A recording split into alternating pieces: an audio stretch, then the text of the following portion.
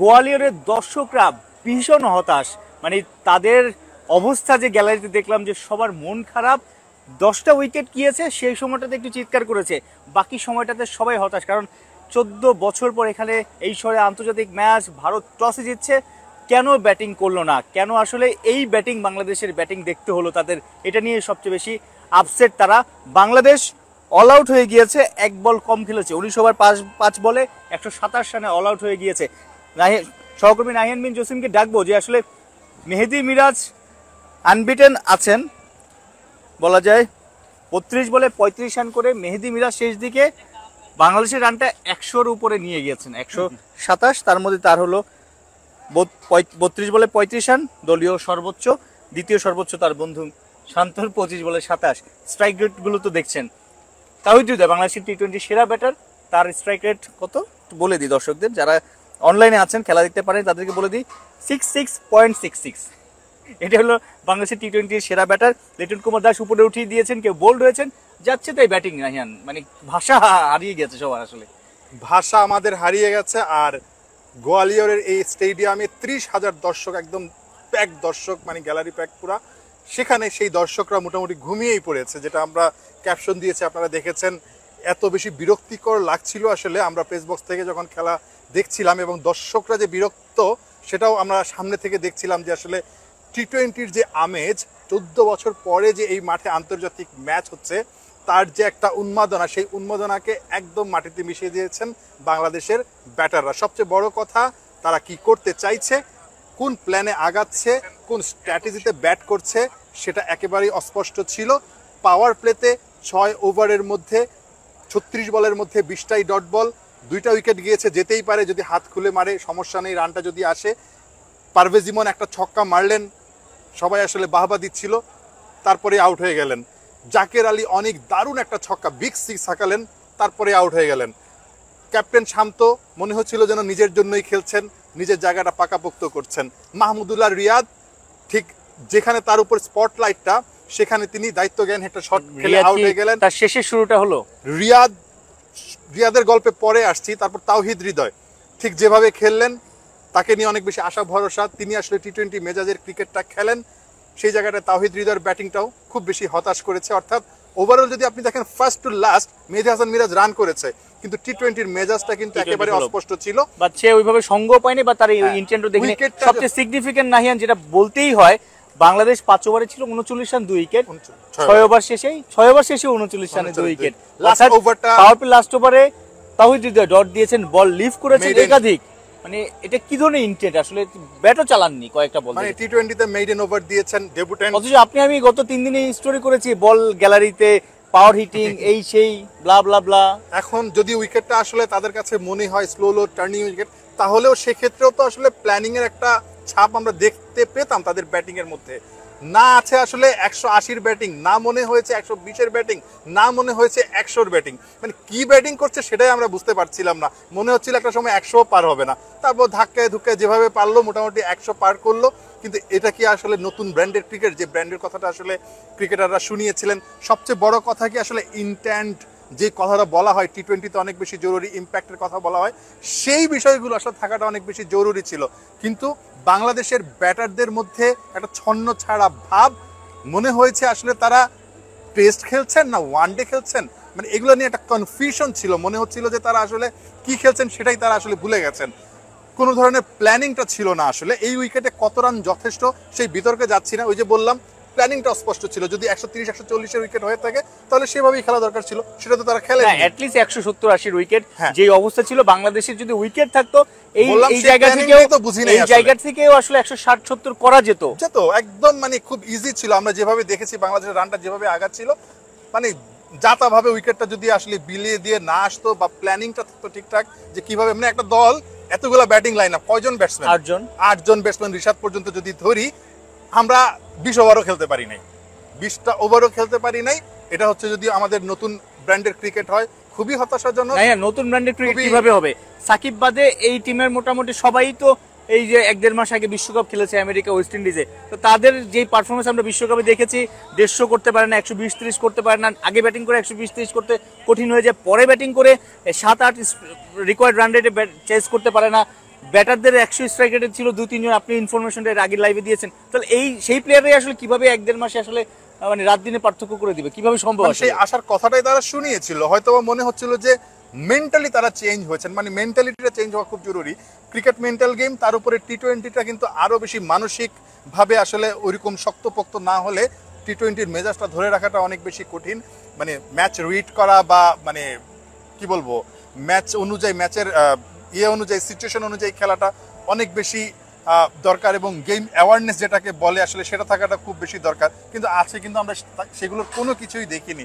একদম মানে কোনো ধরনের পরিকল্পনাহীন একটা ক্রিকেট ম্যাচ দেখলাম, এবং আমি নিজের চোখে দেখেছি। মানে গ্যালারিতে বসে যারা ইন্ডিয়ান সাংবাদিক ছিলেন, বাংলাদেশের সাংবাদিক, সবাই একদম হাত গুটিয়ে বসে আছে। মানে প্রেস বক্সে একদম কেউ মজাই পাচ্ছে না। অনেককে দেখেছি ঝিমাতে, এবং ঘুমাতে। দুইজন এটাও বলেছেন যে 14 বছর পর গোয়ালিয়রে ইন্টারন্যাশনাল ম্যাচ, নতুন স্টেডিয়াম, একদম ব্র্যান্ড নিউ স্টেডিয়ামে নতুন ম্যাচ, ভারত আগে ব্যাটিং করলেই ভালো হতো। এটা কিন্তু বাংলাদেশের ব্যাটারদের হেও করা।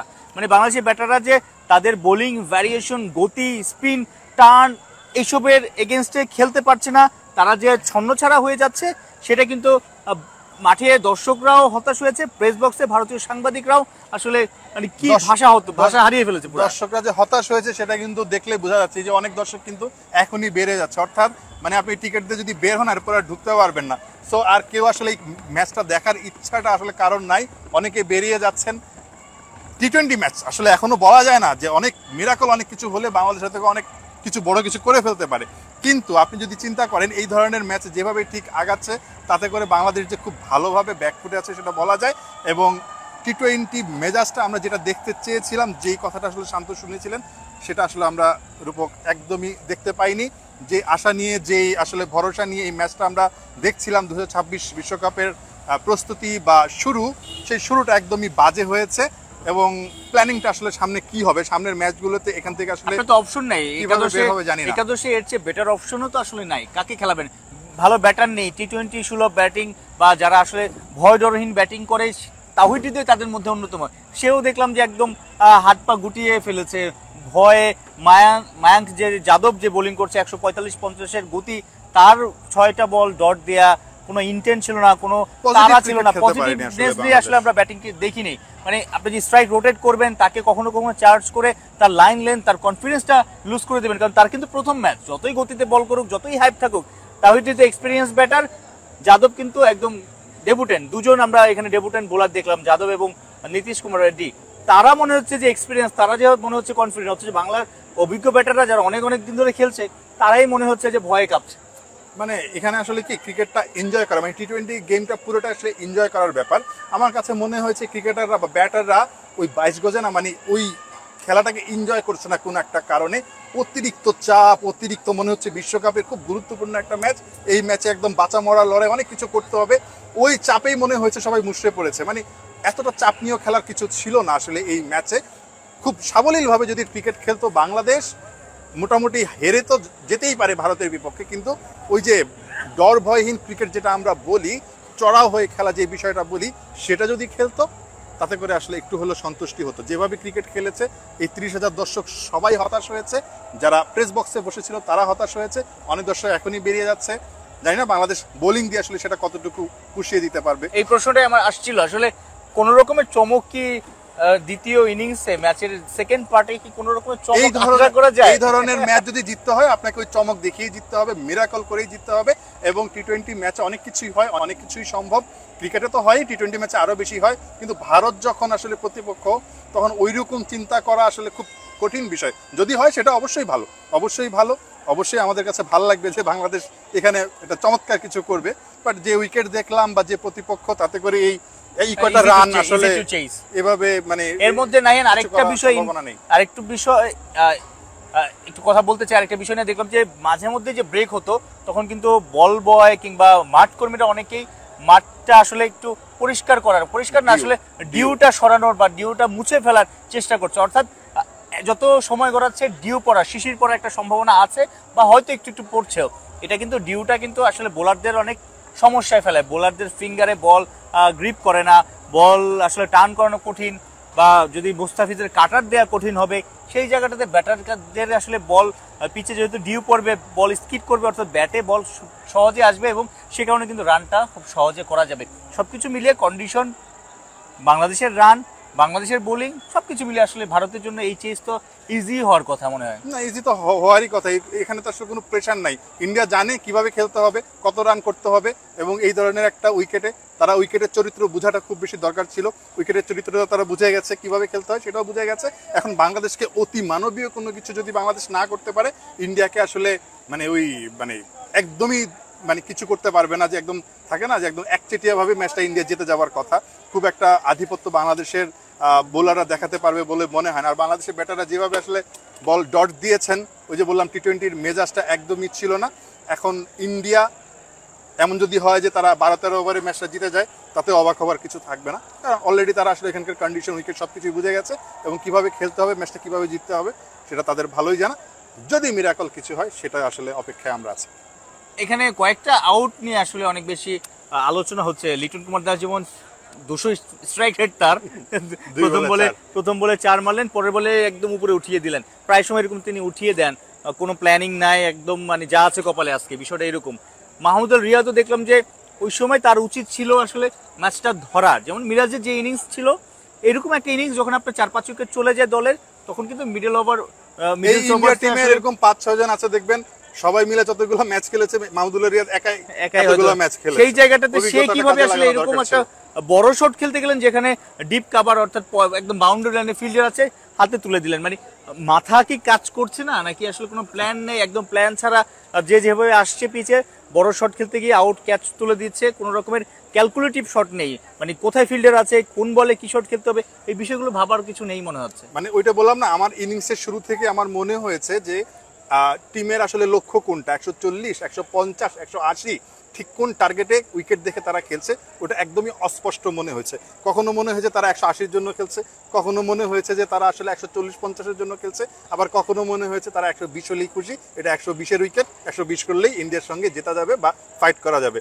পুরো বিষয়টাই না একটা ধোঁয়াশার, কারণ পুরো ম্যাচে তাদের ইন্টেন্টটা আসলে বোঝা যায় নাই। হ্যাঁ, এবং ইম্প্যাক্ট তো কারো ইনিংসে ছিলই না। আপনি যদি দেখেন ইন্টেন্ট, একমাত্র রিশাদ এসে একটু পজিটিভ ক্রিকেট খেলছিলেন, তিনিও আসলে দ্রুত আউট হয়ে গেছেন। হয়তো বা লাস্টের দিকে শেষ পর্যন্ত যদি মিরাজকে তিনি সাপোর্ট দিতে পারতেন, রানটা হয়তো আমরা 140-145 দেখতে পারতাম। ওভারঅল আসলে বাংলাদেশের ব্যাটারদের বলার কিছু নেই, খুবই হতাশাজনক। অনেক ইমপ্রুভ করতে হবে মেন্টালিটিটা। সবচেয়ে বড় কথা হচ্ছে অ্যাগ্রেসিভনেস দেখাতে হলে আপনাকে মেন্টালি অনেক স্ট্রং হতে হবে। প্রতিপক্ষ দেখেই আসলে ভয় পেয়ে যাওয়ার কোনো কারণ নেই। ওই যে তাওহিদ হৃদয় যেভাবে আসলে ওই চিন্তা করলো যে 150, মায়াঙ্ক যাদবের বল 150-145 এরকম আসবে, তাকে একটু দেখে খেলতে হবে, বাস একদম কাবু হয়ে গেল, একটা মেইডেন দিয়ে দিল। জোরে আওয়াজ শুনছেন, 4 মেরেছে হয়তোবা, অলরেডি খেলা শুরু হয়ে গেছে। স্যামসন এবং অভিষেক দুজন ওপেনিং এ ব্যাটিং করছে ইন্ডিয়ার পক্ষে। শরীফুলের প্রথম ওভার অলরেডি মনে হয় একটা বাউন্ডারি হয়ে গিয়েছে, আওয়াজ পাচ্ছি আমরা। আরেকবার দর্শকদের জানিয়ে রাখি, বাংলাদেশ টস হেরে ব্যাটিং করে আগে 127 রানে অল আউট হয়ে গিয়েছে। 19.5 ওভারে বাংলাদেশের পক্ষে সবচেয়ে বেশি রান করেছেন মেহেদী হাসান মিরাজ, আনবিটেন 32 বলে 35, বাকিরা আসলে ব্যর্থ। সেই গল্পই এতক্ষণ করছিলাম। আশা করি ম্যাচ শেষে, জানি না বোলিংটা কেমন হবে, ব্যাটিংটা তো একদম যাচ্ছে তাই হয়েছে, বোলিংটা দিয়ে অ্যাটলিস্ট ম্যাচটা জমিয়ে তুলতে পারবে কিনা সেই বিষয়টাই আসলে ভেতরে গিয়ে দেখবো, এবং আশা করি দিন শেষে বা ম্যাচ শেষে আপনাদেরকে একটা পজিটিভ কিছু বলতে পারবো, সেই প্রত্যাশা আমরাও করছি। আশা করি খেলাযোগের সঙ্গে থাকবেন, লাইক কমেন্ট শেয়ার দিবেন। ধন্যবাদ সবাইকে।